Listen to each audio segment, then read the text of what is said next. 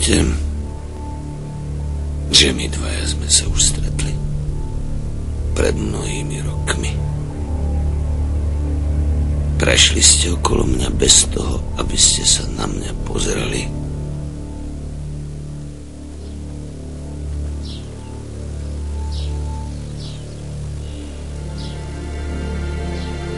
Pomôžte mi, páter, prosím vás! Prosím vás! Voláťa. Chcú ma zabiť. Dajte mi rozrešenie.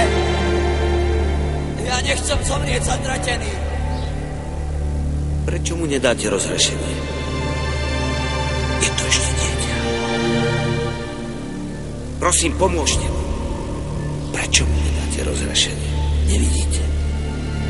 Potrebuje vás. Pomôžte mu. Pomôžte mu.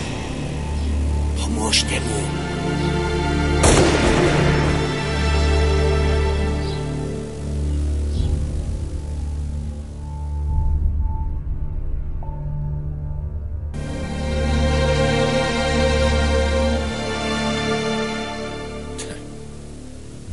Tvrdí, že si sa nachádzal v rovnakom čase na 2 miestach. Vieš, že v minulosti by ťa obvinili z čarodejníctva? Jediným veľkým znakom kresťana je Ježiš Kristus sám. Ja som nosil Krista vo svojom tele. Chceš povedať, že sa považuješ za ďalšieho Krista? Za akého si? Vykupiteľa? Nie. Chceš, aby tomu verili aj ostatní?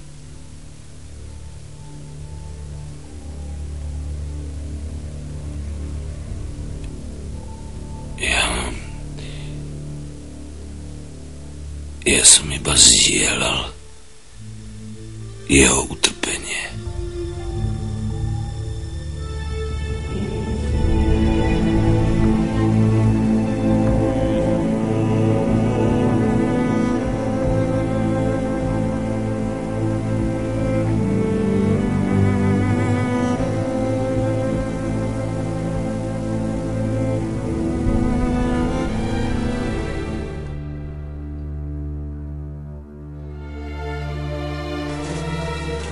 Dajte mi rozhrešenie.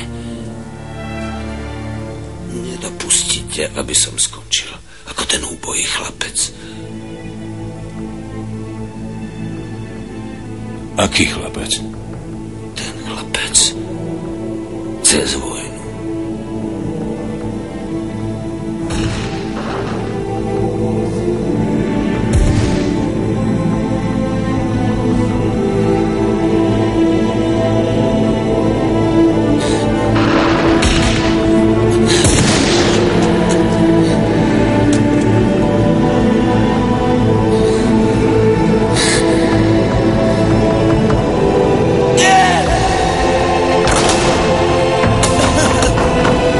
Pomôžte mi, páter, prosím vás! Pomôžte mi, prosím! Chcú ma zabiť! Dajte mi rozrešenie! Ja nechcem zomrieť zatratený!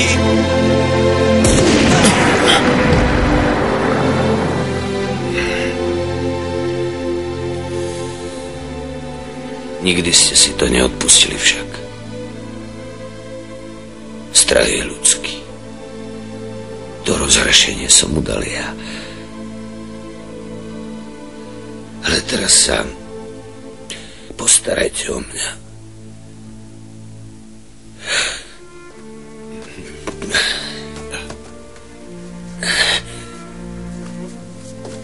Pater, čo to hovoriť? Vy musíte dať rozhrešenie mne. Nie, robili ste iba to, čo ste považovali za správne. Tedy aj teraz. Ale ja som vás prenasledoval. Súdil som vás a odsúdil. Cirkev si konala svoju povinnosť. Keby ste to neurobili, nezachránil by som sa. Bože, to je slepota. ako emauskí učeníci. Kristus chodí okolo. Kráča s nami. A my ho nepoznáme. Kto je? Či mi vy a Boh niekedy odpustíte? Už sme to obaja urobili. Teraz mi musíte dať rozrešenie.